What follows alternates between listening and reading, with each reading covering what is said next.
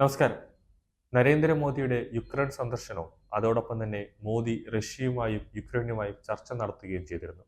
ഇതിന്റെ പശ്ചാത്തലത്തിലാണ് യുദ്ധം അവസാനിപ്പിക്കാനുള്ള തീരുമാനത്തിൽ കാര്യങ്ങൾ എത്തിയത്. അതായത് റഷ്യ ഇനി യുക്രൈനെ ആക്രമിക്കില്ല എന്നൊരു ശബ്ദം റഷ്യ ചെയ്തു. തുടർന്ന് മോദിയുടെ നിർദ്ദേശപ്രകാരമാണ് ദേശീയ സുരക്ഷാ ഉപദേഷ്ടാവായ അജിത് ഡോവൽ ഡൽഹിയിലേക്ക് പറഞ്ഞത്. റഷ്യ യുക്രൈൻ യുദ്ധം അതിന്റെ അവസാന ഘട്ടത്തിലേക്ക് നീളുമ്പോൾ അന്താരാഷ്ട്ര തലത്തിൽ ചർച്ച ചെയ്യപ്പെടുന്ന പ്രധാന രാജ്യമായി നമ്മുടെ ഭാരതം നിലവിൽ മാറിയിരിക്കുകയാണ്. യുക്രൈനുമായി എന്തെങ്കിലും ചർച്ചയ്ക്ക് സാധ്യതയുണ്ടെങ്കിൽ മധ്യസ്ഥത വഹിക്കാനായി 3 രാജ്യങ്ങളുടെ പേരാണ് റഷ്യ മുന്നോട്ട് വച്ചിരിക്കുന്നത്. ഒന്ന് ഇന്ത്യ, രണ്ടാമത് ചൈന, മൂന്നാമത് ബ്രസീൽ എന്നിങ്ങനെ രാജ്യങ്ങളുടെ പേരാണ് റഷ്യ മുന്നോട്ട് വച്ചത്.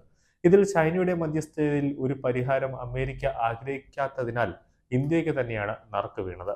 പ്രധാനമന്ത്രി നരേന്ദ്രമോദിയുടെ റഷ്യൻ യുക്രൈൻ സന്ദർശനമാണ് ഇതിന് പ്രധാന കാരണം. ഇതിന്റെ തുടർച്ചയായി സെപ്റ്റംബർ 10-11 തീയതികളിൽ ദേശീയ സുരക്ഷാ ഉപദേഷ്ടാവ് Ajit Doval Russian president Vladimir Putin ഉൾപ്പെടെയുള്ള ഉന്നതരുമായി ചർച്ച നടത്തുമെന്നാണ് പുറത്തുവരുന്ന വാർത്തകൾ. ഇതിനുശേഷം യുക്രൈൻ പ്രസിഡന്റുമായും ചർച്ച നടക്കും.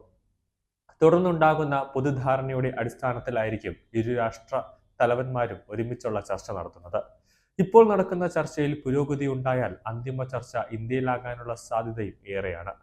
സമാധാന ശ്രമങ്ങളുമായി ഇന്ത്യ രംഗത്തിറക്കിയ വാർത്താ പ്രാധാന്യം റഷ്യൻ മാധ്യമങ്ങളും വലിയ രീതിയിലാണ് റിപ്പോർട്ട് ചെയ്യുന്നത്. യുക്രൈനുമായും ഒരു ചർച്ചയ്ക്ക് തയ്യാറല്ലെന്ന നിലപാടിലായിരുന്നു റഷ്യ. ഇപ്പോൾ യുക്രൈനിൽ നിന്നും അവർക്ക് ആവശ്യമായ സ്ഥലങ്ങൾ പിടിച്ചെടുത്ത ശേഷമാണ് ചർച്ചയ്ക്ക് സമ്മതം മൂളിയിരിക്കുന്നത്. യുക്രൈൻ പിടിച്ചെടുക്കുക എന്നത് റഷ്യയുടെ ലക്ഷ്യമല്ലാത്തതിനാൽ പിടിച്ചെടുത്ത പ്രദേശങ്ങൾ കൈവശം വെച്ചുള്ള ഒരു ചർച്ചയാകും അവർ സന്നിധരാകുക. യുക്രൈന് കൂടി നാറ്റോ സഖ്യത്തിൽ ചേർന്നാൽ റഷ്യൻ അതിർത്തികളിൽ വ്യാപകമായി ഒരു അമേരിക്കൻ ആയുധങ്ങൾ നിർത്തുവാനും നാറ്റോ സൈന്യത്തെ നിയോഗിക്കുവാനും അമേരിക്കൻ ചേരിക്ക് കഴിയുമായിരുന്നു. അതിർത്തിയിൽ ആകാശത്തും കടലിലും കരയിലുമെല്ലാം ഒരുപോലെ ഭീഷണി ഉയർത്തുന്ന ഈ അപകടകരമായ സാഹചര്യം ഒഴിവാക്കാനാണ് നാറ്റോയിൽ ചേരുന്നതെന്ന് റഷ്യ നിരന്തരം യുക്രൈനോട് ആവശ്യപ്പെട്ടത്. പക്ഷേ യുക്രൈൻ കേട്ടതുമില്ല. ആ ആവശ്യം എല്ലാം യുക്രൈൻ തള്ളിക്കളയുകയും ചെയ്തു. എന്നാൽ ഈ നിർദ്ദേശം യുക്രൈൻ പ്രസിഡന്റ് വോൾഡിമർ സെലൻസ്കി തള്ളിയതോടെയാണ് കാര്യങ്ങൾ പിടിവിട്ടു പോയത്. എന്നാൽ അപ്പോഴും റഷ്യ യുക്രൈനോട് യുദ്ധം പ്രഖ്യാപിച്ചിരുന്നില്ല. യുക്രൈൻ കൂടി നാറ്റോ സഖ്യത്തിൽ ചേർന്നാൽ റഷ്യൻ അതിർത്തികളിൽ വ്യാപകമായ അമേരിക്കൻ ആയുധങ്ങൾ നിർത്തുവാനും നാറ്റോ സൈന്യത്തെ നിയോഗിക്കുവാനും അമേരിക്കൻ ചേരിക്ക് കഴിയുമായിരുന്നു. യുക്രൈൻ ആയുധം നൽകിയ അമേരിക്ക ഉൾപ്പെടെയുള്ള നാറ്റോ രാജ്യങ്ങളുടെ ആയുധ കലവറയും ശൂന്യമായി തുടങ്ങിയിട്ടുണ്ട്. ഇറാൻ ഇസ്രയേൽ ആക്രമിച്ചാൽ അവിടെയും പ്രതിരോധത്തിലാവുക അമേരിക്ക തന്നെയാണ്.